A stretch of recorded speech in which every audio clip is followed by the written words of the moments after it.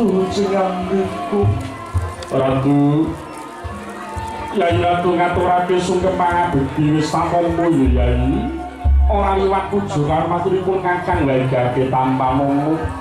sanget panjen kula mundi-mundi dadosaken jejimat wis Yai wis aja gawe kidul penggalipun Kakang Yai mara gage ayo ndak kanthi sowan ngarsane Rama sang Ibu Yai nanging sakderengipun mugi kepareng purnang duwung kawolos langkung rumiyin iya tak kagaki Yai mergo sowan ngarsane Rama Ibu ngono ora kena nganggo jimat piandel ya Yai sigra hanjur saking sasana palenggahan piniji ari sangat mojo pinanganten putri kadherekaken pi sangat mojo pinanganten jalu Estri Prasjo kepareng sowan wonten ngarsanipun ingkang Rama miwahi kang Ibu lan sawara wijuling pangandika ing dereng kepareng kawijining lagi Kanjeng Rama sekalian Kanjeng Ibu Kanjeng Rama sekalian Kanjeng Ibu Wonten wekdal kanggan punika ingkang putra putri ngaturaken sembah pangabekti mawantu-wantu kunjuk wonten ing sandhaping pepodo Jenenganku Rama Ibu suku murid sadonga palilah awit saking kodratipun Gusti Allah kepareng winengku dening Mas Andri Budianto panjurung pangestu Rama Ibu mahanani dhumateng lekasipun ingkang putra saged dados keluarga ingkang sakinah mawaddah warahmah nggih anakku bocah ayu nggih Sukmawati Sanggita Putri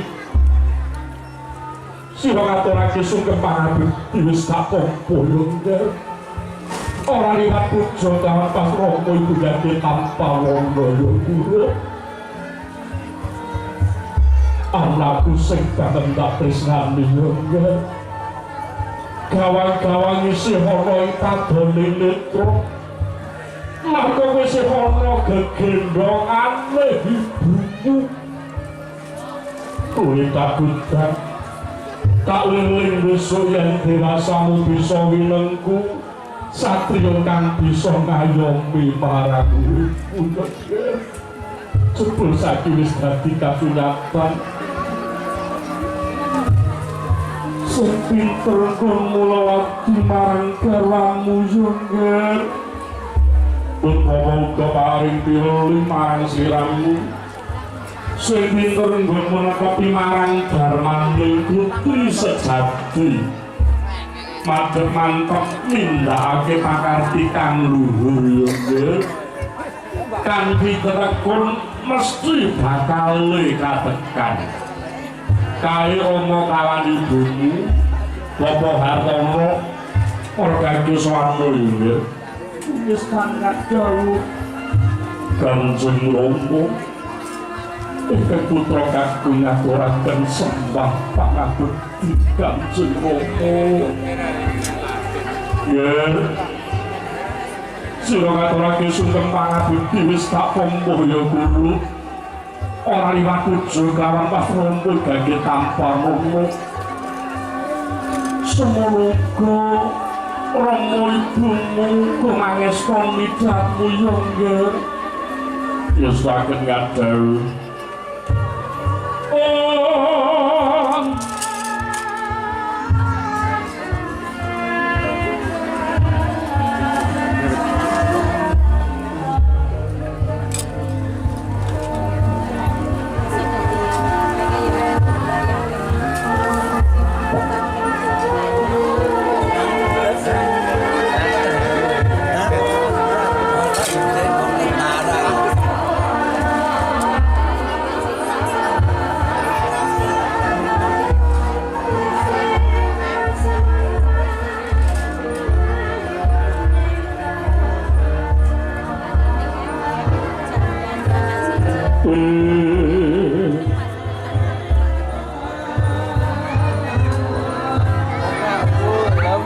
ngrusui tukang syuting kae. Kok aku ngrusui yo amen. Nek full. Terus aku tukang syuting yo. Ya, awakmu yo melu ben. Ngurus tukang syuting